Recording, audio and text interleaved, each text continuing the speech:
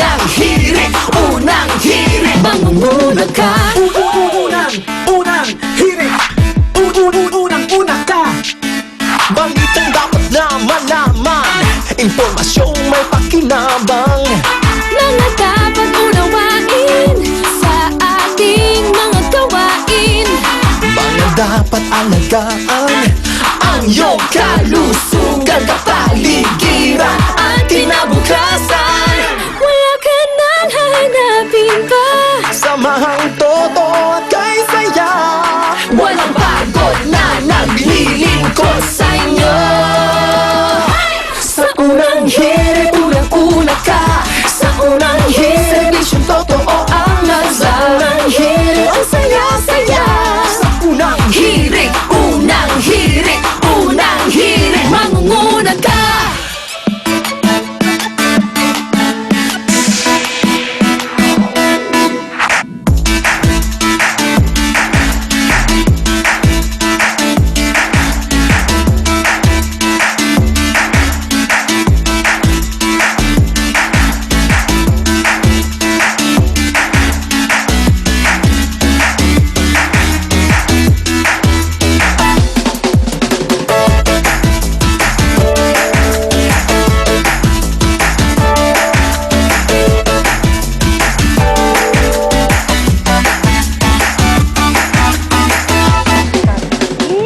Okay, good morning mga igan. 24 na po ng buwan ng Mayo, Martes na mga kapuso. Abay, bangon-bangon po kayo at di sila tumabay na dito sa Unang Hirit. Yes, good morning po mga kapuso at tuloy-tuloy pa rin ang pagbabantay natin sa Bagyong Chedeng. Ang latest location nito at kung saan ito nagbabanta sa ngayon, aalamin natin mamaya mula sa latest update ng Pag-asa. At syempre, walang patid pa rin ang paghahanda natin para sa Balik Eskwela 2011. At alam naman natin, nakasabay ho ng pasukan, ay ang pag-uulan at pagdating ho ng mga bagyo. Ayan, kaya naman, handa na kaya ang mga eskwelahan para dito? Lalo na yung mga paaralan kahit hindi umuulan, normal lang binabaha. Yan ang serbisyong ihahatid namin mamaya. Hey, at dahil mahalaga ang pagtitipid ngayon, eto ang panalo.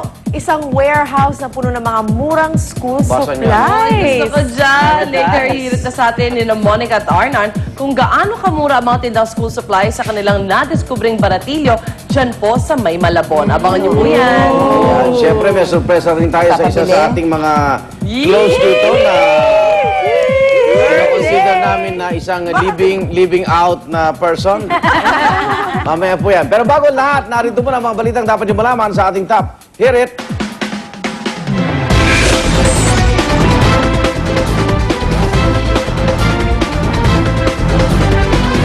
Bagyong Chedeng lalong lumalakas habang papalapit sa ating bansa. At storm signal number 1 tinaas na sa ilang mga probinsya sa Visayas at Bicol Region. Presyo ng LPG naman na nirollback ng 50 centimos kada kilo ng LPGMA. At sea oil sumunod na rin sa magbigay ng big time rollback sa presyo ng gasolina, diesel at kerosene. Kaya dahil sa magkasunod na rollback naman sa diesel, Commuters Group pumilit na rin ang rollback sa pasahe sa jeep at bus.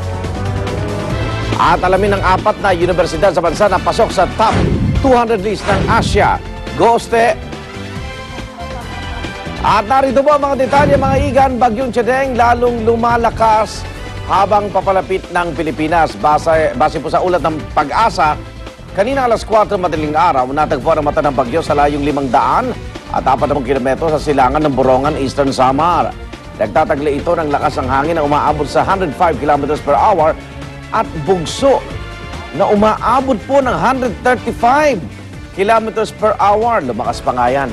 Tinatak nito ang pakanluran ng Hilagang Kanluran direksyon sa bilis na 17 km kada oras.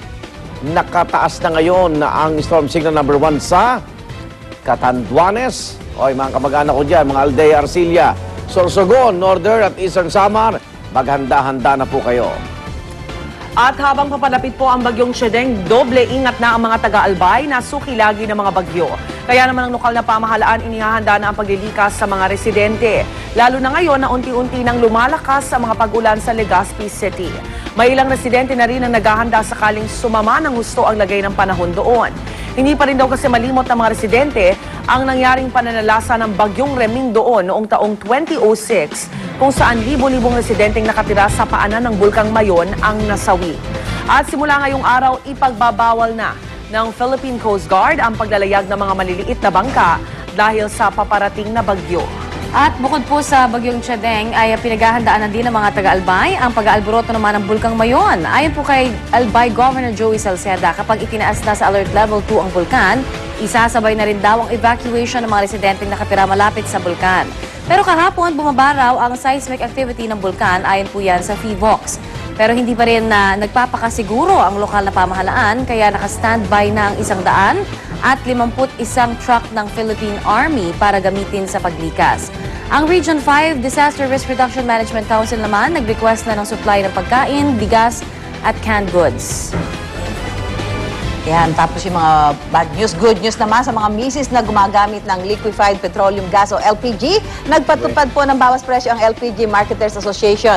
Epektibo alas 12:01 kaninang madaling araw, 50 sentimo sa kada kilo ng LPG ang magiging bawas presyo. Katumbas siya ng 5 piso at 50 sentimo na rollback sa kada 11 kilogram na tangke ng LPG. At eto pa ang isang good news. Dahil kasabay ng LPG rollback na yan, nagpatupad din ng big time oil price rollback ang kumpanyang Sea Oil. Yan ay bilang pagsunod sa rollback ng ilang kumpanya ng langis sa kanilang mga produktong petrolyo nitong weekend. 2 piso kada litro ang bawas presyo sa premium at unleaded gasoline ng Sea Oil, piso at 75 piso naman sa regular gasoline. Sa diesel naman, may bawas presyo rin na 50 sentimo kada litro at ang kerosene naman ay 30 sentimo kada litro. Pero bukod sa rollback na yan, may pisong fuel assistance din daw ang Sea Oil sa lahat ng motorista mula bukas hanggang May 26 para sa diesel, premium at unleaded na gasolina. Kaya naman ang grupong Pasang Mazda nagpatutsada sa malalaking oil companies na sana ay tularan ng mga ginagawa ng mga maliliit na kumpanya ng langis. Sa Big 3 na siyang kumikitil sa hanap buhay na yung mga tsuper, mahiya naman kayo. Pumaris kayo sa maliliit na ito. Yan. Mag-rollback din kayo ng pasahe. Diba?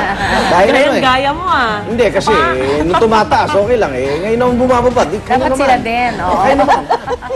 Ako, Bet, kayo naman. Okay. Kaya naman dahil sa patuloy pagbaba ng presyo ng langis, panahon na raw na ibaba rin ang pamasahe sa jeep at bus ay naman sa National Yan. Council for Commuters Protection, NCCP.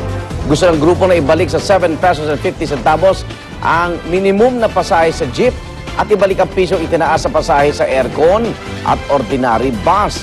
Kung pagbibigyan daw ito ng LTFRB, ang kanilang mungkahi, magandang balita raw ito sa mga magulang at estudyante, lalo pat magpapasukan na. Pero hindi pa naman naiakyat sa LTFRB ang hiling. May kinontra na ito ng mga tsuper. Pebrero lang daw kasi itinaas sa 8 pesos ang pamasahe sa jeep, habang Marso lang ang dagdag piso sa pasahe sa bus. Ang grupong akto, papayag lang daw sa bawas pasahe kapag bumaba presyo ng diesel sa 35 pesos kada litro. Hindi pa napapanahon dahil napakalayo pa. At bukod na doon ay nanggaling din kami doon sa part nung pagtaas ng presyo ng langis nung umabot ng 48 pesos per liter na medyo binabawi-bawi pa rin namin. Alright, samantala humarap naman sa pagdinig ng fact-finding panel ng Department of Justice si dating Batangas Governor Jose Antonio Leviste kahapon. Dito hindi niya napigilang ilabas ang kanyang mga saloobin kaugnay sa pagkakahuli sa kanyang paglabas ng kulungan noong 1 linggo. Ang giit po ni Leviste, tanging siya lamang ang may kasalanan at responsable sa paglabas niya sa New Bilibid Prison ng walang permiso. Hindi raw siya nagpaalam sa kustodya niya, nalalabas siya ng compound para magpatingin ng kanyang sumasakit ng ngipin sa isang dentista sa Makati. Babalik naman daw agad siya sa Bilibid pagkagaling sa dentista. Palihim daw siyang lumabas sa kanyang kotseng nagdadala sa Bilibid ng fertilizer at iba pang material para sa kanyang Billion Trees program. Pero habang ipinagtatanggol ang mga opisyal at gwardya ng NBP, inamin naman ni Leviste na madali lang maglabas-masok sa compound dahil sa dami po ng exit dito. Habang ginigisa ng panel ang mga opisyal ng Bureau of Corrections kanina,